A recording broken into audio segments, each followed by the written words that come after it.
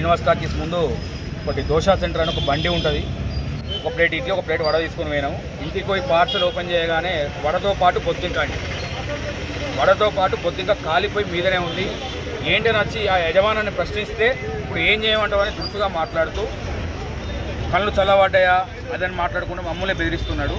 అంటే మరి ఇప్పుడు దీన్ని ఏం చేయమంటావు అంటే నేనేం చేయాలంటున్నాడు. మరి ఇంత పట్టి లేనోడు, ఇంత ఒక వ్యవస్థ మీద అవగాహన లేనోడు ఈ దంద చేసుకుడు ఎందుకు, ప్రజల ప్రాణాలతో చిరగలవడం ఎందుకు? ఇది ఎంతవరకు కూడా కరెక్ట్ కాదు. నేను సామరస్యంగా వచ్చి ఇది ఏం చేయమంటావని, ఆయన పేరు నాకు తెలుసు ముందుగా, ఆయన పేరు అరుణ్ ఏంటిదని అడిగితే ఏం చేయమంటావు అంటుండు. ఏం చేయమంటావు అంటే మరి సచ్చినా కూడా ఏం చేస్తామంటే ఆయన దగ్గర నుంచి సమాధానం లేదు. వర్షాకాలం పురుగులు వస్తాయి అంటుండు. వర్షాకాలం పురుగులు వస్తే దంద బంద్ చేసుకొని ఇంట్లో వండుకోవాలి. కానీ మా పేద ప్రజలతో నువ్వు ప్రాణాలతో తినగలవడం అవుతావా?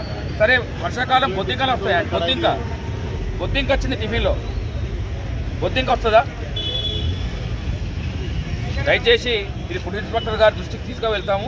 ఈ తగిన చర్యలు తీసుకొని మరి వారు ఏం చేస్తారో వారి విజ్ఞతకి వదిలిపెడుతున్నాము. ఇది చాలా డేంజర్ పరిస్థితి. ఇది బొద్దింక రావడం ఈ టిఫిన్లో ఆయన అడిగితే ఆయన ఇష్టం ఉన్నట్టుగా సమాధానం చెప్తున్నాడు.